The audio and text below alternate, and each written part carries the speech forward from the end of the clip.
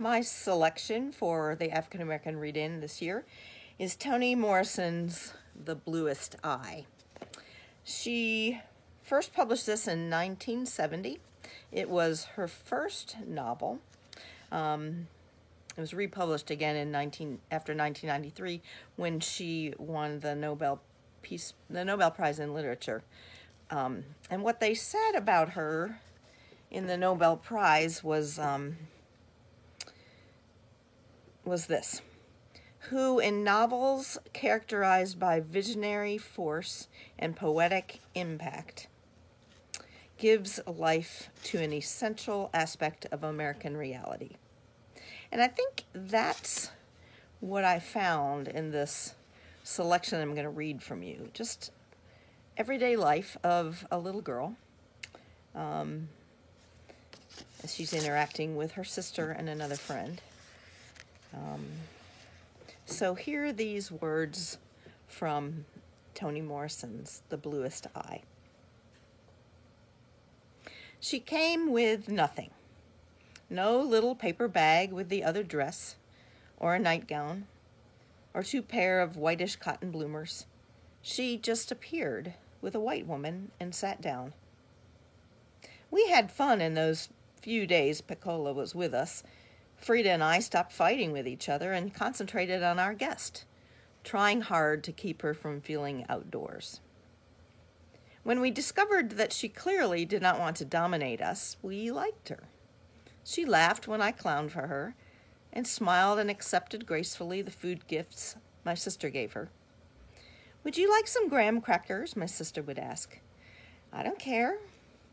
So Frida brought her 4 graham crackers in a saucer and some milk in a blue and white Shirley Temple cup. She was a long time with the milk and gazed fondly at the silhouette of Shirley Temple's dimpled face. Frida and she had a loving conversation about how cute Shirley Temple was. I couldn't join them in their adoration because I hated Shirley. Not because she was cute, but because she danced with Bojangles, who was my friend, my uncle, my daddy, and who ought to have been soft-shoeing it and chuckling with me. Instead, he was enjoying, sharing, giving a lovely dance thing with one of those little white girls whose socks never slid down under their heels. So I said, "I like Jane Withers." They gave me a puzzled look, decided I was incomprehensible, and continued their reminiscing about old squinty-eyed Shirley. Younger than both Frida and Pecola,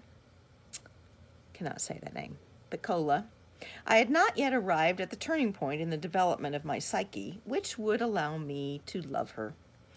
What I felt at that time was unsullied hatred. But before that, I'd felt a stranger, more frightening thing than hatred for all the Shirley Temples in the world. It had begun with Christmas and the gift of dolls.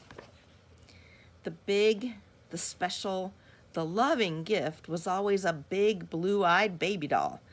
From the clucking sounds of adults, I knew that the doll represented what they thought was my fondest wish.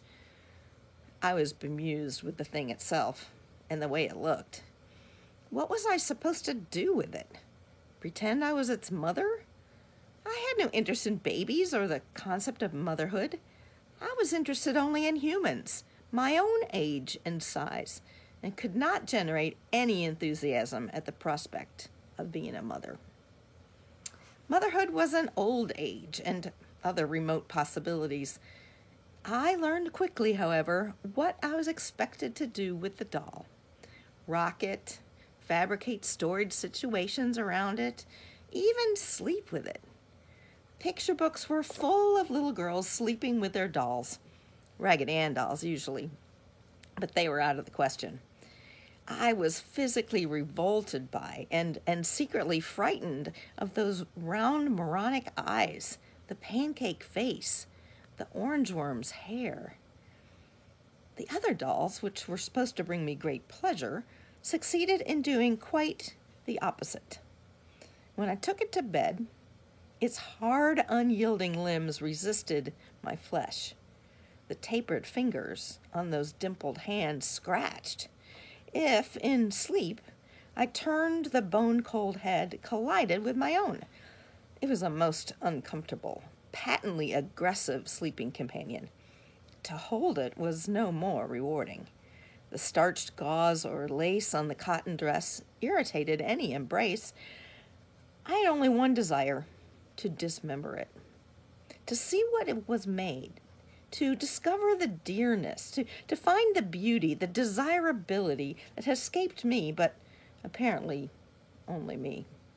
Adults, older girls, shops, magazines, newspapers, window signs, all the world agreed that a blue-eyed, yellow-haired, pink-skinned doll was what every child treasured. Here, they said, this is beautiful, and if you're on this day worthy, you may have it.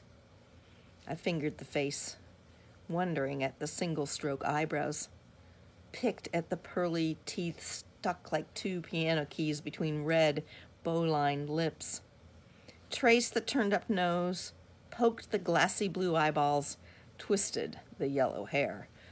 I could not love it, but I could examine it to see what it was that all the world said was lovable. Break off the tiny fingers, bend the flat feet, loosen the hair, twist the head around, and the thing made one sound.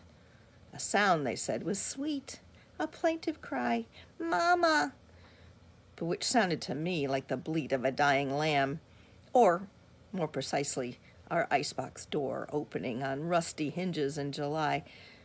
Remove the cold and stupid eyeball, and it would bleat, "Ah!"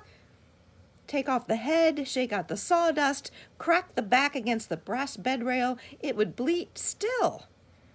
The gauze back would split open, and I could see the disc with 6 holes, the secret of the sound. A mere metal roundness. Grown people frowned and fussed. "You don't know how to take care of nothing. I never had a baby doll in my whole life and used to cry my eyes out for 'em. Now you got one, a beautiful one, and you tear it up. What's the matter with you?" How strong was their outrage? Tears threatened to erase the aloofness of their authority. The emotions of years of unfulfilled longing preened in their voices.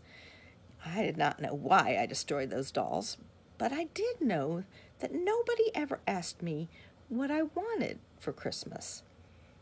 Had any adult with the power to fulfill my desires taken me seriously and asked me what I wanted, they would have known I didn't want to have anything to own or to possess any object. I wanted, rather, to feel something on Christmas Day. The real question would have been, "Dear Claudia, what experience would you like on Christmas?" I would have spoken up. "I want to sit on the low stool in Big Mama's kitchen with my lap full of lilacs and listen to Papa play his violin for me alone." The lowness of the stool made for my body, the security and warmth of Big Mama's kitchen, the smell of the lilacs, the sound of the music, and since it would be good to have all my senses engaged, the taste of a peach, perhaps, afterward. Instead, I tasted and smelled the acridness of tin plates and cups designed for tea parties that bored me. Instead, I looked with loathing on new dresses that required a hateful bath in a galvanized zinc tub before wearing. Slipping around on the zinc, no time to play or soak, for the water chilled too fast. No time to enjoy one's nakedness, only time to make curtains of soapy water careen down between my legs. Then, the scratchy towels and the dreadful, humiliating absence of dirt. The irritable, unimaginative cleanliness. Gone the ink marks from legs and face. All my creations and accumulations of the day gone, replaced by goose pimples. I destroyed white baby dolls. But the dismembering of dolls was not the true horror. The truly horrifying thing was the transference of the same impulses to little white girls. The difference with which I could have axed them was shaken only by my desire to do so, to discover what eluded me, the secret of the magic they weaved on others. What made people look at them and say, "Aw," but not for me? The eye slide of black women as they approached them on the street, the possessive gentleness of their touch as they handled them. If I pinched them, their eyes, unlike the crazed glint of the baby doll's eyes, would fold in pain, and their cry would not be the sound of an icebox door, but a fascinating cry of pain. When I learned how repulsive this disinterested violence was, that it was repulsive because it was disinterested, my shame floundered about for refuge. The best hiding place was love. Thus, the conversion from pristine sadism to fabricated hatred to fraudulent love. It was a small step to Shirley Temple. I learned much later to worship her, just as I learned to delight in cleanliness, knowing, even as I learned, that the change was adjustment without improvement.